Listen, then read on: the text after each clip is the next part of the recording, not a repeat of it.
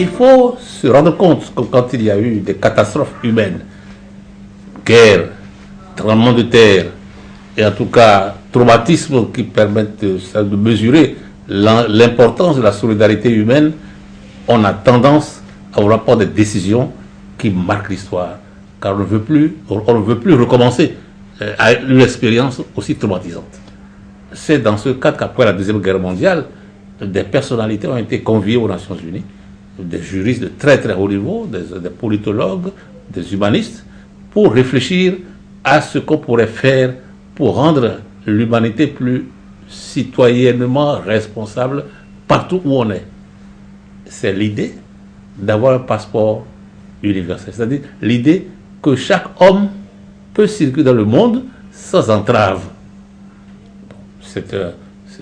C'est audacieux, mais c'était la volonté de montrer l'égalité humaine, l'égalité de tous, devant la race, la religion, les grandes différences qui font parfois objet de conflits. Et donc, il y a eu l'article 13, n'est-ce pas, de cette proposition de droit qui propose que chaque homme dans tout pays puisse circuler, quitter son pays, aller et revenir. Mais depuis 1948, personne n'a osé prendre cet article très au sérieux et en faire véritablement une action qui porte. Au contraire, vous connaissez la situation des migrants dans tous les pays. Ces migrants sont à peine tolérés, c'est la religion, c'est le terrorisme, c'est la sécurité, c'est tout ça. Des ONG se sont emparées du dossier. Elles qui s'occupent régulièrement, n'est-ce pas, du sort de ces migrants-là, pour dire il faut d'abord qu'on soit cohérent.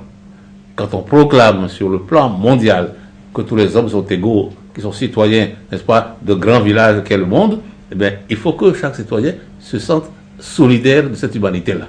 C'est l'idée d'arriver à avoir une citoyenneté universelle. Et l'idée n'est pas si bête que ça. Parce que déjà, au moins sur le plan régional, les Européens ont commencé. La citoyenneté européenne existe déjà. Elle a pris son temps. Quand moi j'étais un peu plus jeune, c'était impensable qu'un Allemand et un Français se retrouvent dans une citoyenneté européenne. Aujourd'hui, c'est une chose banale, ordinaire. Donc c'est faisable. Pour combattre, n'est-ce pas, c'est la xénophobie, il faut qu'on s'accorde que l'autre et moi, nous sommes de la religion humanité.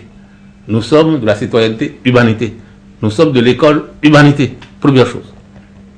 Bien sûr, il faudra du temps pour que cela devienne applicable chaque jour.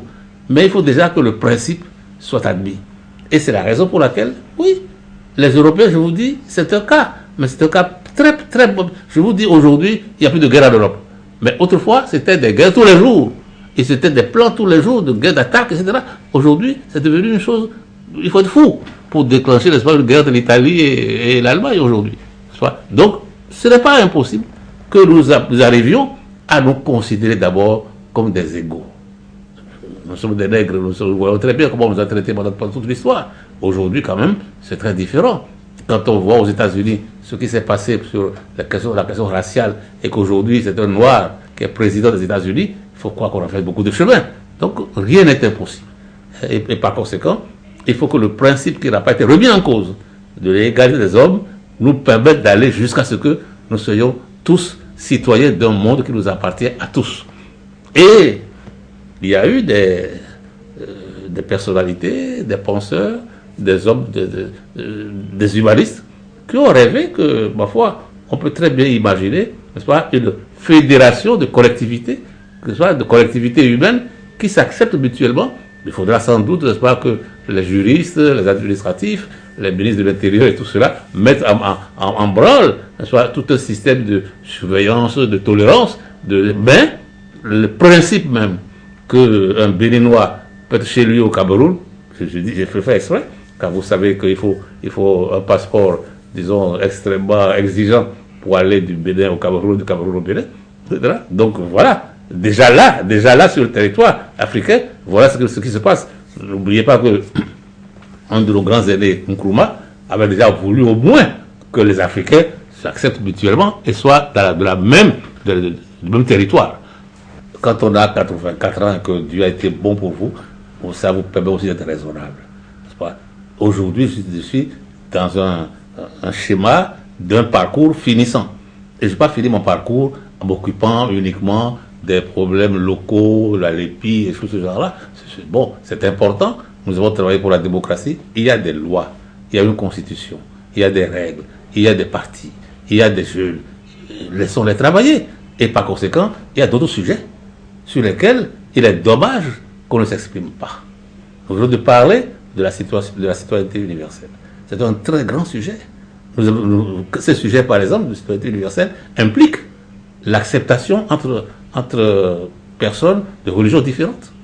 Or, aujourd'hui, la guerre qui se mène au Mali, n'est-ce pas, l'insécurité qui est généralisée au Nigeria, n'est-ce pas, les problèmes d'Afghanistan et d'ailleurs, c'est dû à quoi? Le Moyen-Orient, Israël, c'est dû à quoi? C'est dû aussi au refus de s'accepter différent, au refus de croire que la religion de l'autre est aussi valable que la mienne et que la religion nous élève plutôt que de nous mettre en opposition. Il faut s'occuper de cette chose-là. Aujourd'hui, vous savez que la notion de famille est ébranlée. Chacun a ses raisons, mais il faut en discuter. Il faut savoir que la civilisation humaine a besoin d'une société qui ne met pas en cause fondamentalement, n'est-ce pas, la famille. Ce sont des sujets sur lesquels des personnes d'une certaine expérience, des personnes qui réfléchissent et qui vont laisser la société entre des mains neuves, disent leur point de vue, disent les raisons pour lesquelles il faut faire attention, etc. Donc, je pense qu'à mon niveau, c'est là qu'on m'entend aujourd'hui. Il s'agit de remuer les consciences. Pour remuer les consciences, ce n'est pas dans la politique partisane qu'il faut se situer. Il faut se situer dans le domaine de l'éthique, dans le domaine de la réflexion, dans le domaine de la prière. Et par conséquent, le moment est venu pour moi d'avoir la chance de parcourir aussi, n'est-ce pas, ce chemin qui est celui, n'est-ce pas, de la réflexion profonde et du testament à léguer à tous ceux qui, après nous, vont prendre la relève. C'est dans ce cadre-là qu'il est mieux que de se situer dans un endroit où des valeurs d'éternité vous interpellent. C'est la raison pour laquelle je prends l'exemple, n'est-ce pas, des astres qui ont permis aux mages de peupler l'épiphanie, d'aller voir l'enfant Jésus, de lui offrir, n'est-ce pas, des présents, mais ils sont arrivés là parce qu'ils ont été guidés. Ils ont été guidés et l'histoire nous raconte qu'avant leur départ, ils ont eu un rêve qui leur a montré qu'il fallait rentrer chez eux par un autre chemin.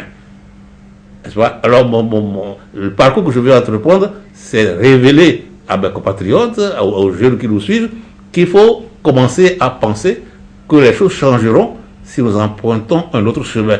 Le chemin pris aujourd'hui, qui est le chemin de l'argent, de la facilité, du terrorisme, du pouvoir rapide, etc. Ce chemin-là ne nous a pas conduit au développement. Ce chemin nous a conduit à l'impasse.